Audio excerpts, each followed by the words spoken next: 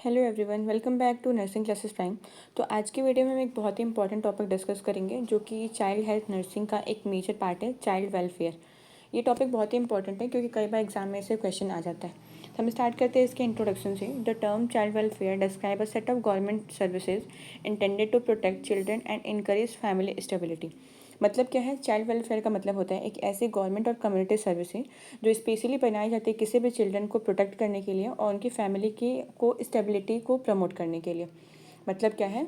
Child welfare का main M होता है जितने भी चिल्ड्रन हैं उनको सेफ, हेल्दी और एक सपोर्टिव इन्वायरमेंट मिले जिससे कि उनका प्रॉपर ग्रोथ एंड डेवलपमेंट हो सके। इसी को हम क्या कहते हैं? चाइल्ड वेलफेयर कहते हैं।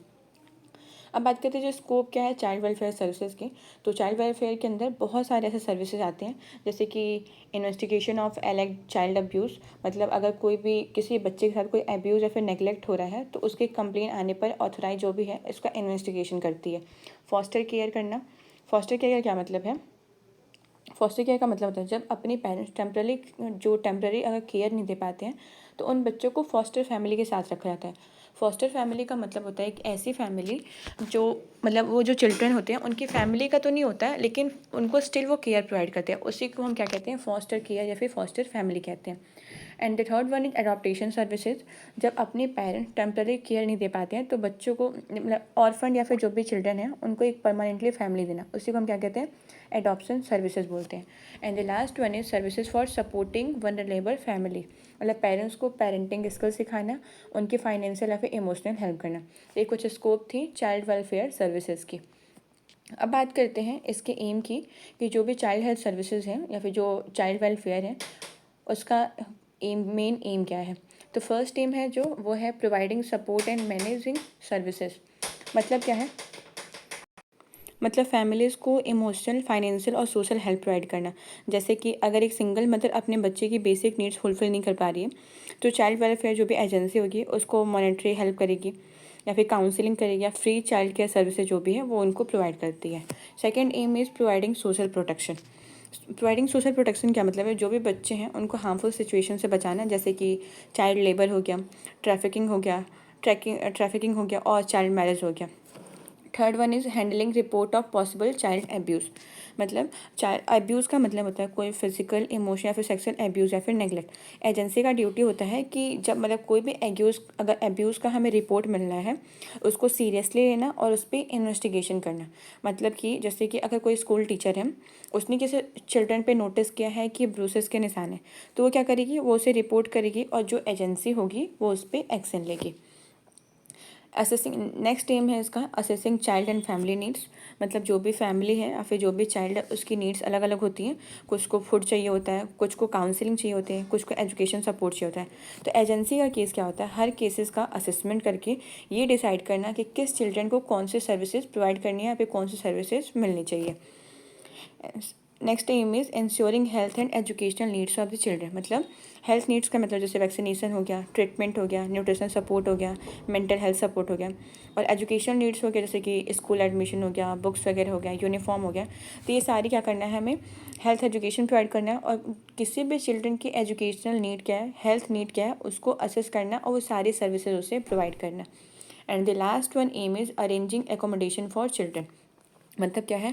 जो भी होमलेस हो गए, ऑर्फेंड हो गया, फिर जो भी अबेंडेंट चिल्ड्रन हैं उनके लिए क्या करना है? एक सेफ़ मतलब उनके लिए एक सेफ़ रहने की जगह को प्रोवाइड करना। जैसे कि फोस्टर होम हो गए, ऑर्फेंजेस हो गए, ग्रुप होम्स हो गए। यहाँ पे क्या होते हैं? जो भी चिल्ड्रंस वगैरह होते हैं उनको एक शेल्टर प्रोवाइड किया जाता है जहाँ पे वो प्रॉपर तरीके से उनका ग्रोथ एंड डेवलपमेंट होता है और अपनी लाइफ को वो मतलब वहाँ पे अच्छी सी लाइफस्टाइल अपनी रह सकते हैं। ठीक है, तो ये कुछ एम थे चाइल्ड वेलफेयर के। नेक्स्ट हम बात करते हैं बेसिक राइट्स क्या है किसी भी चिल्ड्रन का।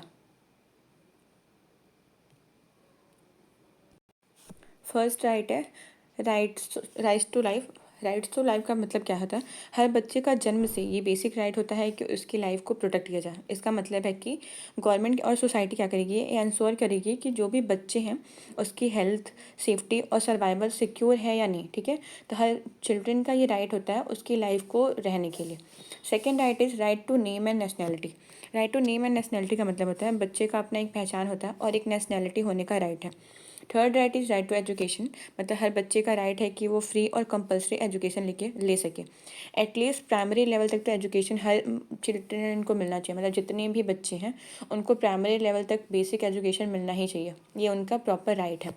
Fourth right is right to health and nutrition, मतलब बच्चे को proper health care services, vaccine और बैलेंस डाइट मिलना चाहिए, जैसे कि इम्यूनाइजेशन प्रोग्राम चला जाते हैं, मिड डे मील स्कीम हो गया। इससे क्या होता है, जो भी बच्चे होते हैं उनको बेसिक जो न्यूट्रिशन नीड होती है वो फुलफिल हो जाती है। Fifth right is right to protection from abuse, मतलब बच्चों को फिजिकल, इमोशनल, सोशल एब्यूज़ हो गया, नेगलेक्ट हो गया और एक्सप्लॉयटेशन से हमें क्या करना होता है, प्रोटेक्ट करना होता है। जैसे कि कोई भी चाइल्ड लाइन नंबर हो गया 1098, आप भी इसको नोट कर सकते हो, 1098। इस पर क्या करते हैं, एब्यूज़ के आप रिपोर्ट कर सकते हो, ठीक है। तो ये क्या है, एक बच्चे का, किसी बच्चे का ये राइट है, protection from abuse. Next right is right to shelter. Right to shelter का मतलब है सेफ हाउसिंग और लिविंग कंडीशन का राइट है, हर बच्चा एक सेफ इन्वायरमेंट में रहेगा, उसके लिए ये राइट है। Next right is right to play and leisures, मतलब बच्चों को रिक्रिएशन एक्टिविटीज़ का टाइम और अपॉर्चुनिटी मिलनी चाहिए फॉर ओवरऑल डेवलपमेंट के लिए। Next right is right to expression and opinion, मतलब बच्चे अपनी सोच हो गया, उसके व्यूज़ और फीलिंग्स को फ्रीली एक्सप्रेस कर सकें, उन्हें एज और मैच्योरिटी के हिसाब से, ठीक है। जैसे कि स्कूल काउंसलिंग में स्टूडेंट का ओपिनियन लेना, तो ये क्या है, एक ये भी एक चिल्ड्रन का राइट है।